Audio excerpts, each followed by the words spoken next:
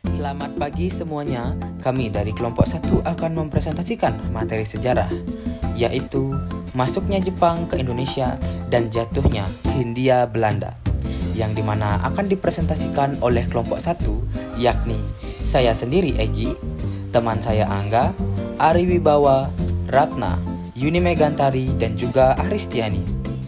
Untuk pemateri pertama, yaitu Egi, akan membacakan Perang Asia Pasifik dan dampaknya.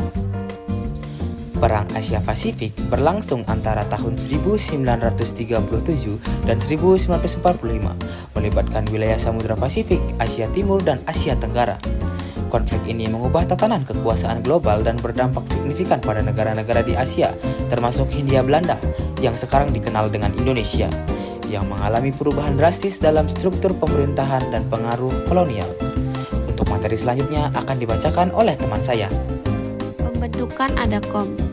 Untuk menghadapi agresi Jepang, Amerika Serikat, Inggris, Belanda, dan Australia membentuk ADACOM pada 10 Januari 1942 di Bandung. Pembentukan komando ini bertujuan untuk mempertahankan garis pertahanan strategis, terutama di wilayah Malaya Balear yang meliputi Semenanjung Malaya hingga Hindia Belanda. Meskipun niatnya kuat, ADACOM tidak mampu menghentikan lalu invasi Jepang. Selanjutnya akan dibacakan oleh teman saya. Embargo AS terhadap Jepang. Amerika Serikat menerapkan embargo sebelum invasi Jepang ke wilayah Asia Tenggara. Amerika Serikat menerapkan kebijakan embargo terhadap Jepang. Embargo ini meliputi penghentian ekspor baja dan minyak bumi, serta pembukaan aset Jepang. Kebijakan ini bertujuan untuk menekankan Jepang agar mundur dari wilayah yang telah dikuasai, terutama di Asia. Namun, kebijakan tersebut justru mendorong Jepang untuk mencari sumber daya minyak baru, termasuk di Asia Tenggara dan di Indonesia. Embargo terhadap ekspor minyak, baja, dan pembukaan aset Jepang sebagai upaya menghambat ekspansi kekuatan militer Jepang di Asia. Langkah ini justru memicu Jepang untuk mencari sumber daya baru di wilayah Asia Tenggara, termasuk di Hindia Belanda, sebagai alternatif untuk mendukung kegiatan perangnya. Selanjutnya akan dibacakan oleh teman saya. Serangan Jepang ke Asia Tenggara dan Indonesia. Jepang memulai langkah invasinya dengan menyerang pangkalan militer Amerika Serikat di Pearl Harbor, Hawaii pada 7 Desember 1941 setelah berhasil melumpuhkan kekuatan militer Amerika di Pasifik. Jepang memulai melancarkan serangan ke Asia Tenggara pada 11 Januari 1942. Jepang menyerbu wilayah Tarakan di Kalimantan yang akan kaya minyak. Setelah itu, Jepang menduduki Balikpapan dan pusat-pusat kekuasaan Belanda di Sumatera, Jawa, dan pulau-pulau strategis lainnya.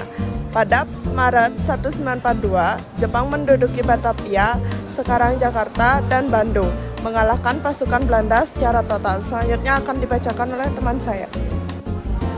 Perjanjian Kalijati dan pendudukan Jepang. Pada 9 Maret 1942, melalui Perjanjian Kalijati, Belanda menyerah tanpa syarat kepada Jepang, menandai dimulainya pendudukan Jepang di Hindia Belanda. Pendudukan ini dimanfaatkan Jepang untuk mengeksploitasi sumber daya alam dan tenaga kerja Indonesia sambil berusaha menarik simpati rakyat melalui kebijakan yang menonjolkan kedekatan budaya yang bahasa dengan Indonesia. Selanjutnya akan dilanjutkan oleh teman saya. Yang selanjutnya adalah isi Perjanjian Kalijati. Yang pertama yaitu Belanda menyerahkan seluruh wilayah Hindia Belanda tanpa syarat kepada Jepang. Dengan penyerahan ini, Belanda resmi kehilangan kekuasaannya di wilayah Hindia Belanda dan Jepang mengambil alih pemerintahan. Yang kedua, berakhirnya perang antara Belanda dan Jepang. Penandatanganan perjanjian ini menandai berakhirnya konflik militer antara kedua pihak di wilayah Hindia dan juga wilayah Belanda. Isi Perjanjian Kalijati yang ketiga, Jepang akan membentuk pemerintahan militer di Indonesia. Pemerintahan ini akan dijalankan oleh banyak divisi militer Jepang yang mengontrol berbagai wilayah Indonesia. Penjajahan Jepang di Indonesia hanya berlangsung singkat, yaitu sekitar 3,5 tahun. Penjajahan Jepang tersebut berlangsung dalam konteks Perang Asia Timur Raya yang merupakan bagian dari Perang Dunia Kedua. Oleh karena peristiwa penjajahan Jepang berlangsung dalam suasana perang dan tidak terlalu lama, sebagian ahli menyebutkan sebagai pendudukan. Meskipun demikian, yang dilakukan Jepang di Indonesia dari tahun 1942 hingga 1945 dapat disebut penjajahan karena sifatnya yang ekspoliatif. penduduk Jepang atas Indonesia memiliki tujuan sebagai berikut. 1. Indonesia dijadikan sumber bahan mentah dan bahan bakar bagi kepentingan industri Jepang. 2. Indonesia dijadikan sebagai pasar hasil industri Jepang. Hal tersebut karena jumlah penduduk Indonesia sangat banyak. 3. Indonesia dijadikan sumber untuk mendapatkan tenaga buruh dengan upah yang murah. Selanjutnya akan dibacakan oleh teman saya. Adapun untuk menarik simpati bangsa Indonesia, Jepang melakukan beberapa upaya sebagai berikut. Yang pertama, Jepang mengaku sebagai saudara tua bangsa Indonesia. Yang kedua, Jepang mengizinkan bangsa Indonesia untuk menggunakan bahasa Indonesia, menyanyikan lagu Indonesia Raya, dan mengibarkan bendera merah putih.